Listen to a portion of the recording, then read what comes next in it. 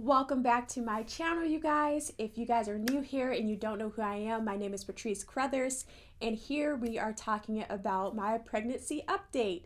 So this week, we are going to be talking about my week 10 to week 11 update. So if you guys are ready, stay tuned.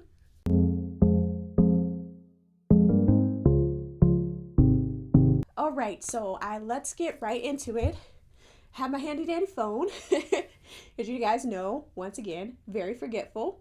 So I just wanted to let you guys know what was going on with me during week 10. So week 10 was kind of a hard week for me, like week 9, but it was hard in different reasons. So we're going to get right into my symptoms. It's going to come up right here for you guys so you guys can follow along. And yeah, let's get right into it. So my first symptom that I have down for week 10 is that I was very constipated this week. Like I just could not for the life of me poop. It didn't matter what I ate. If I ate eating yogurt, if I was eating, nuts and grains and all this stuff, it just did not matter. I could not poop to save my life. Like it was just not happening, and it really kind of frustrated me, and it got me kind of worried because I was just like, oh my gosh, I'm only 10 weeks and I can't poop. My stomach is not that big. Little peanut is not that big yet. What is going on with me? I was getting really worried, and at this time I was just like, okay, let me ask my OB and see what's going on, see what I can do about that, because I know it's very common for women to get constipated or have problems with their bowel movements. It eventually went away on its own. Thank God I didn't have to take any supplements or anything like that. I just kept eating really high rich fiber foods, and I felt like that helped me along to the point where it wasn't super bad, because it could have been a lot worse than it was. I always want to, keep everything healthy, keep everything flowing, and keep everything moving. So another one is my mood was literally all over the place. Let's just talk about this. My mood was from going to the West Coast to the East Coast and at a drop of a dime. I don't know what the freak was wrong with me this week, but it just felt like there was just little triggers for me, and I can't even elaborate on the little triggers, but they were something so insignificant that it shouldn't even be worth mentioning because it was just minor triggers that I would just be like, oh my God, how dare you say that to me? Oh my gosh, I was the meanest thing in the world to excuse you? Who you think you talking to? Crying one minute, I was happy the next. I was really angry the next. It was really one of those whirlwinds where I just didn't know how to control my emotions for the duration. I have never had that before. Usually when I'm going through my monthly or something, I can control it, right? You get upset, you get a little angry, or you get annoyed with people, but not enough for that other person to know hey, they're getting on my last nerves. They don't even really realize that they're getting on your nerves, and that's how well you can hide it, and you can just okay, obviously this is a period thing and not necessarily them. They're not getting on my nerves, and that's what I had to learn about it. That person's not getting on my nerves. I just am really short-tempered today, so it's me. What can I do to control my feelings and control my situation? Whatever I was going through during week 10, I couldn't fix it. I couldn't control whatever it is that came to my mind. I said it, I did it. It was like that. It felt like something that I couldn't control, but it just felt like my feelings were just oh my God, that person really hurt my feelings, or oh my gosh, that was super funny, or oh my gosh, that really pissed me off. What is wrong with me? I need to get this under control.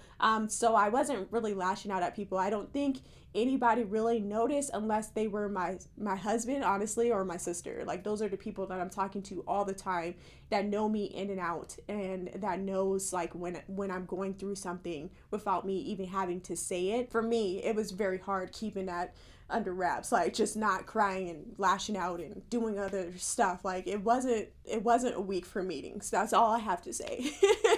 During the first week of week 10, it was pretty much like week 9, where I just felt like I was in that constant state of drunkenness. I couldn't just wake myself up. I couldn't just snap out of it.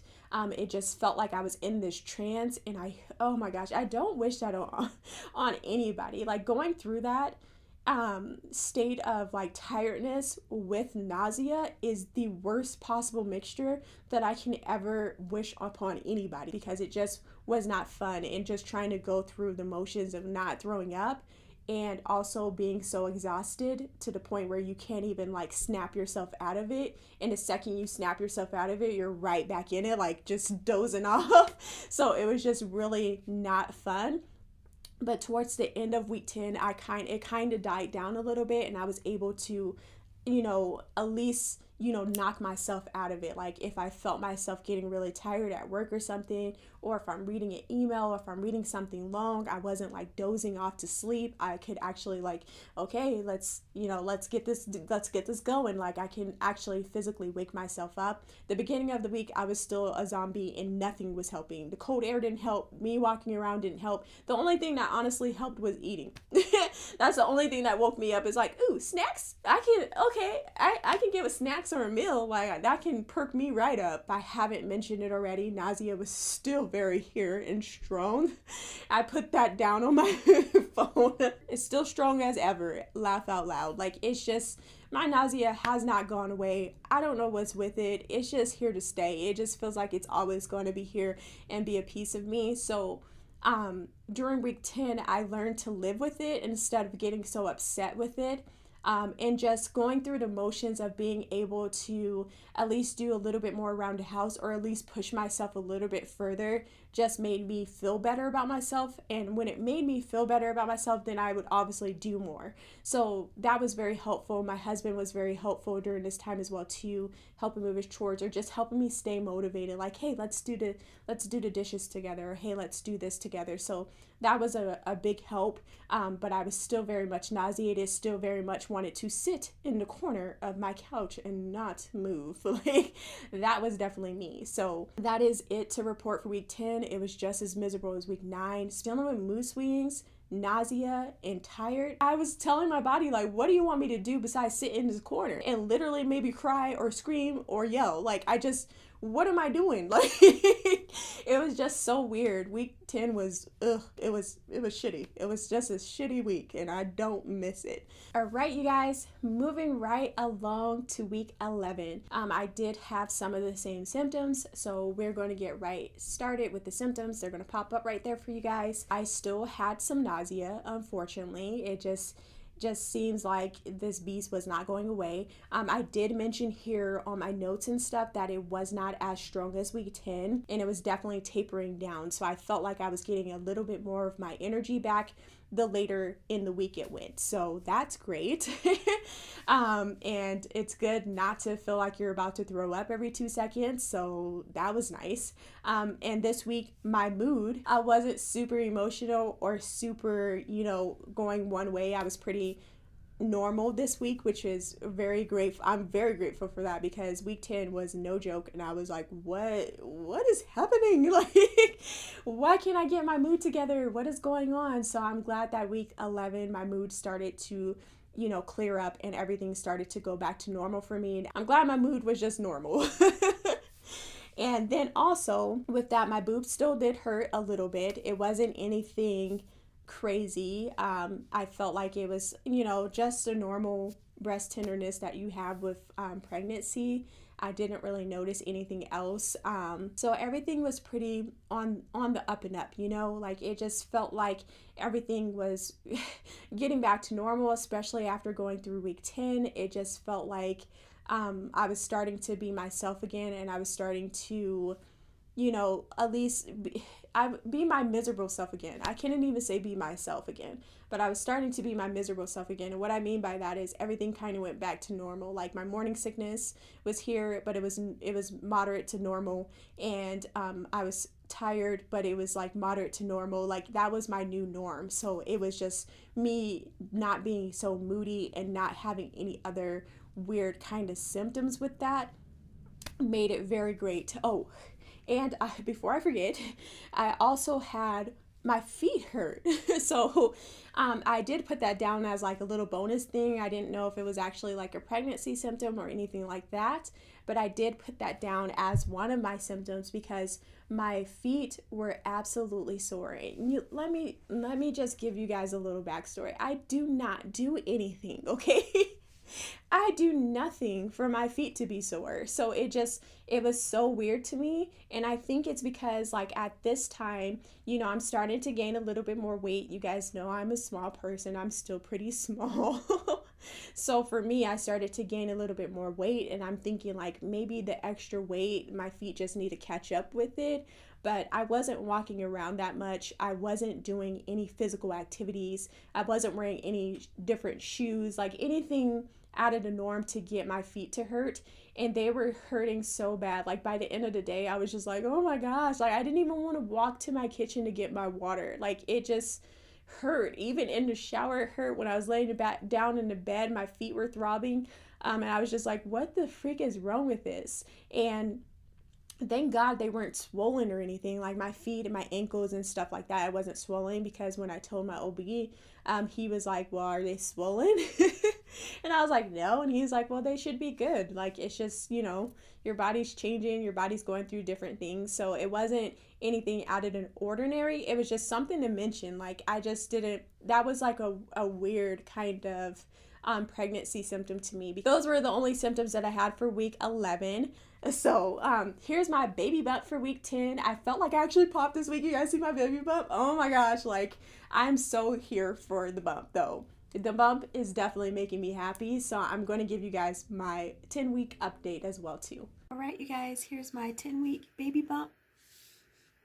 As you can see, baby C is growing nice. And I'm in maternity clothes because my jeans were very uncomfortable, especially like, towards lunchtime. I feel like I always had to unbutton and stuff. So, yep, this is what my 10-week belly is looking like. This is what it looks like from the side, obviously, and this is the front. You can't really tell anything from the front, but from the side you can definitely tell. Here is my baby bump for week 11, as you guys can see there. Oh my gosh, look at it. And then here is my update.